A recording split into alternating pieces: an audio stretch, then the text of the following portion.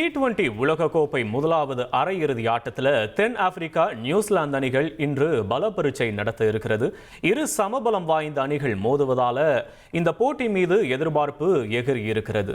இது தொடர்பான கூடுதல் விவரங்களை செய்தியாளர் பாலாஜி வழங்க கேட்கலாம். பாலாஜி வணக்கம். இந்த இரு அணிகளுக்கு இடையான போட்டி இன்று எப்படி அமைய போகிறது? யாருக்கு வெற்றி வாய்ப்பு அதிகமாக இருக்க போகுது? பாலாஜி வணக்கம். 10வது T20 உலகக்கோப்பை தொடரோட நாக் அவுட் சுற்றுகள் இன்று தொடங்க இருக்கு.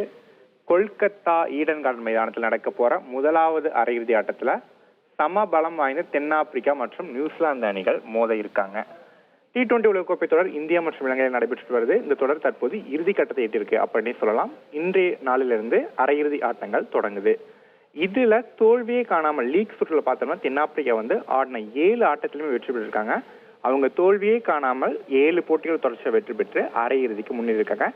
மறுமுனையில பார்த்தோம்னா நியூசிலாந்து அணி ஒரு சில போட்டிகள்ல தோல்வி அடைஞ்சாங்க. அதாவது லீக் சுற்றுல தென்னாப்பிரிக்காட்டையும் சூப்பர் 8 சுற்றுல இங்கிலாந்து தோல்வி அடைஞ்சு மறுமுனையில நியூசிலாந்து அணி அரையிறுதிக்கு தகுதி பெற்றிருக்காங்க. இந்த இரு அணிகள் தான் கொல்கத்தா ஈடன் கார்டன் மைதானத்துல இரவு 7 மணிக்கு அரையிறுதி ஆட்டத்துல மோத இருக்காங்க. இரு அணிகளும் சமபலம் வாய்ந்த அணிகளாக தான் பார்க்கப்படுது. இரு அணிகளுக்குமே பேட்டிங் லைனப் மிகவும் ஒரு வலிமையான பேட்டிங் லைனப் இருக்கு. தென்னாப்பிரிக்க அணியில பார்த்தோம்னா தொடக்க வீரர்களான captain Markram, de Kock, Rickelton, Brevis, Miller அப்படின்னு ஒரு நீண்ட ஒரு டெப்தான ஒரு அதிரடி பேட்டிங் வரிசை இருக்கு. மறுமுனை நியூசிலாந்துல பார்த்தோம்னா நியூசிலாந்து அணிக்கு அந்த அணியோட தொடக்க வீரர்களான செய்ஃபோர்ட் மற்றும் ஃபில் ஆலன் இருவரும் தொடர்ல அதிரடி தொடக்கம் கொடுத்துட்டு இருக்காங்க. இவங்களை தவிர்த்து Rachin Ravindra, Phillips, Mark Chapman, Daryl Mitchell அது மாதிரி ஒரு அதிரடி நீண்ட லைனப்பையும் தென்னாப்பிரிக்கா நியூசிலாந்தும் கொண்டு இருக்கு. இரு அணிகளுக்கும் பவுலிங்லையும் பார்த்தோம்னா சமபலம் அந்த அணிகளை தான் திகழுது. தென்னாப்பிரிக்க அணியில இந்த தொடர்ல அவங்களோட வேகப்பந்து வீச்சான லுங்கி இங்கிடி 12 விக்கெட்டுகளை வீழ்த்தி நடப்பு தொடர்ல அதிக விக்கெட்டுகள் வீழ்த்தின பவுலர்கள் பட்டியலில் 3வது இடத்துல இருக்காரு.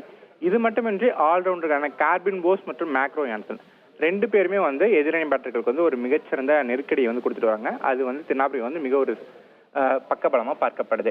மறுமுனை நியூசிலாந்து அணிக்குமே ஒரு அட்டகாசமான ஒரு அச்சுறுத்தும் பவுலர்கள் இருக்காங்கன்னே சொல்லணும். ஏன்னா வேகப்பந்து வீச்சாளர்களான மேட் ஹென்றி மற்றும் ஃபெர்கூசன் 2 பேரும் எதிரணிக்கு மிகச்சிறந்த அளவுல கடுமையான நெருக்கடி கொடுத்து விக்கெட்டுகள் வீழ்த்திட்டு வராங்க. அதோடு இல்லாம நியூசிலாந்து அணியோட கேப்டனான சுழற்பந்து சாண்டரும் தொடர்ல கலக்கிட்டு வராரு அப்படின்னே சொல்லலாம். இந்த இரு அணிகளும் மோதப்போற இந்த சூழலை பார்த்தோம்னா இந்த இரு அணிகளும் இதுக்கு முன்னாடி T20 உலகக்கோப்பை தொடர்ல 5 முறை மோதி இருக்காங்க. அந்த 5 முறையுமே தென்னாப்பிரிக்கா தான் வெற்றி பெற்றிருக்கு. ஒரு முறை கூட நியூசிலாந்து ஜெயிக்கல. இது தென்னாப்பிரிக்காவுக்கு ஒரு சாதகமா பார்க்கப்படுது. அதே சமயம் ICC தொடர்கள்ல நாக் அவுட் போட்டிகள்ல பார்த்தோம்னா 3 முறை இந்த இரு அணிகளும் மோதி இருக்காங்க. ஆனா அந்த 3 முறையுமே நியூசிலாந்து தான் ஜெயிச்சிருக்கு. குறிப்பா கடந்த 2011 உலகக்கோப்பை காலிறுதி, 2015 உலகக்கோப்பை அரையிறுதி, 2025 சாம்பியன்ஸ் டிராஃபி அரையிறுதி, இந்த 3 நாக் அவுட் போட்டிகளையும் நியூசிலாந்து ஜெயிச்சு அவங்க அப்பர் ஹேண்ட்ல இருக்காங்க. 2 அணிகளும் பேட்டிங் பவுலிங் இரண்டிலுமே சமமா இருந்தாலும் இந்த தொடர்ல அப்பர் ஹேண்ட்னு பார்த்தோம்னா தென்னாப்பிரிக்கா தான். ஏன்னா அவங்க ஒரு போட்டிகளில் கூட தோல்வி அடையல. லீக் சுற்றில் நியூசிலாந்து ஏற்கனவே வீழ்த்தியும் இருக்காங்க. தொடர்ச்சியா வெற்றி பெற்றுட்டே வந்துட்டு இருக்காங்க. ஒரு அணிக்கு இன்னைய போட்டியும் வெற்றி பெற்று நாங்க இறுதி போட்டிக்கு போவோம் அப்படின்னா அந்த அணியோட கேப்டனான மார்க்ரம் சொல்லியிருக்காரு. மறுமுனையில நியூசிலாந்து கேப்டன் சாண்டர் எங்களுக்கு இந்த ஆட்டம் ஒரு முக்கியமான ஆட்டமாக தான் பார்க்கப்படுது.